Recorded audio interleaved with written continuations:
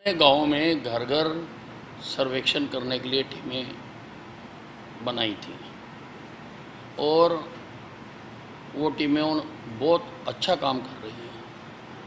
अभी तक 13,13,360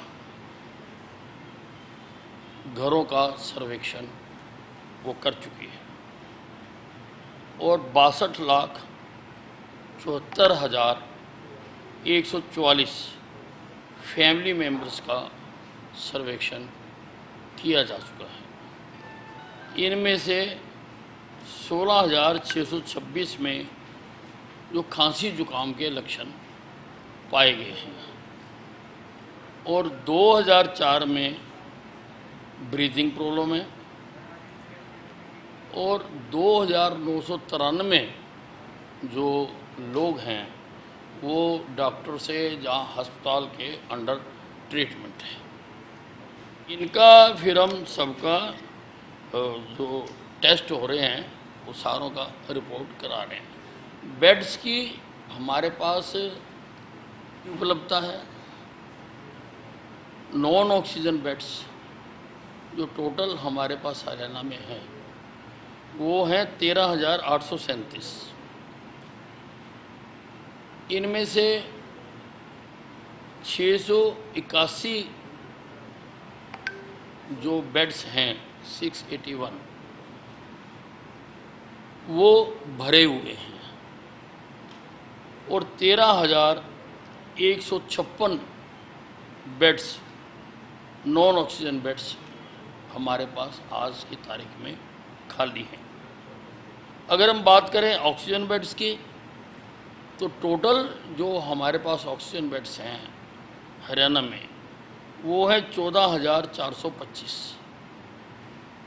इनमें से जो भरे हुए हैं वो हैं 5,639 और 8,786 बेड्स ऑक्सीजन बेड्स हमारे पास आज की तारीख में खाली हैं।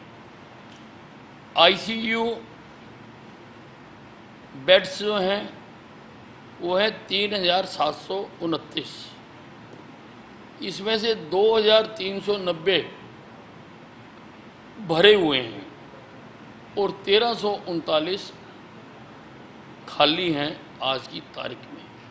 अगर मैं बात करूं वेंटिलेटर्स की, क्योंकि हमने इस बार उन पर काफ़ी जोर दिया और कोशिश की कि सब जगह पर वेंटिलेटर्स की व्यवस्था की जाए, तो 1,676 फुली फंक्शनल वेंटिलेटर्स हमारे पास हैं, जिसमें से 1,240 भरे हुए हैं और 436 वेंटिलेटर्स आज की तारीख में खाली हैं।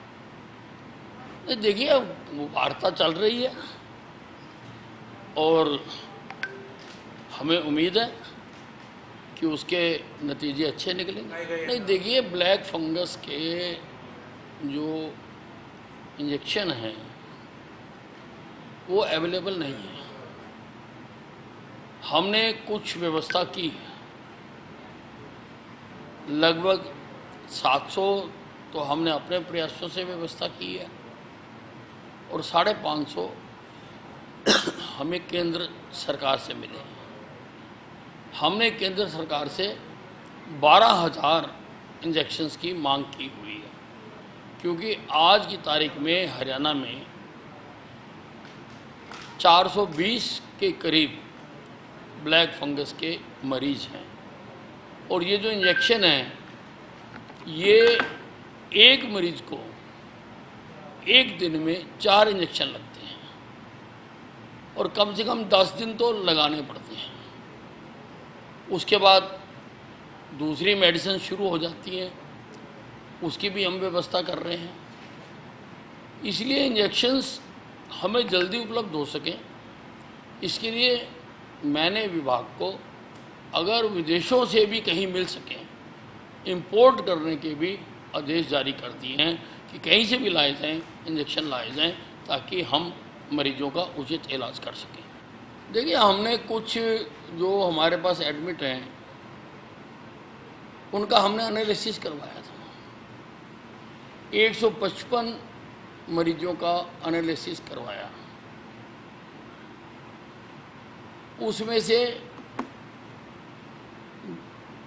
जिनको कोरोना हुआ था वो केवल 129 थे, यानी बाकियों को कोरोना भी नहीं हुआ था और ब्लैक फंगस हुई है।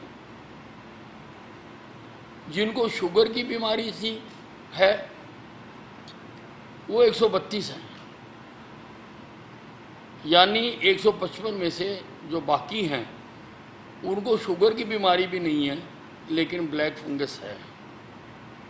स्टेरॉयड का बहुत शोर डाला जा रहा है कि स्टेरॉयड से हो गया।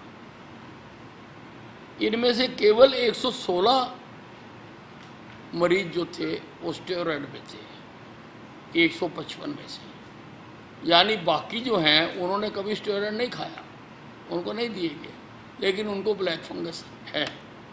उसी प्रकार से ऑक्सीजन की बात की जा रही है कि ऑक्सीजन से हो गए होंगे। इन 155 मरीजों में से केवल 59 मरीज ऑक्सीजन पर थे, बाकी तो ऑक्सीजन पर नहीं थे लेकिन उनको ब्लैक फंगस हुआ। अभी ठीक ढंग से निष्कर्ष नहीं निकाला जा रहा कि ये ब्लैक फंगस किन कारणों से हो रही है। हमारे वैज्ञानिक लगे हुए हैं पूरी तरह से और इसका हल निकालेंगे। हम जो इसका इंजेक्शन है उसके अतिरिक्त जो अल्टरनेटिव मेडिसिन हो सकती हैं उसकी भी खोज कर रहे हैं। उसके लिए हमने बाकायदा एक बोर्ड बनाया है पीजीआई में कि वो हमें सुझाएं कि अल्टरनेटिव मेडिसिन कौन सी हो सकती हैं ताकि मरीजों का इलाज किया जा सके। अब जो तथाकथित बातें कही जा रही हैं कि जिन कारणों से ये ब्लैक फंगस हो रही है, तो 155 में से 23 तो ऐसे हैं जिनमें ऐसा एक भी कारण नहीं है। देखिए ऐसा है, अभी जो हमारी पॉजिटिविटी दर है वो 9% है और जानकार कहते हैं कि जब तक पॉजिटिविटी दर 5% से नीचे ना आ जाए तब तक ज़्यादा ढील दी नहीं जा सकती। ये तो हमने लोगों की मांग को देखते हुए कुछ समय के लिए दुकानें खोलने का इजाज़त दी है। 5% से नीचे आ जाएगी तो फिर हम विचार करेंगे और ज़्यादा ढील देने की।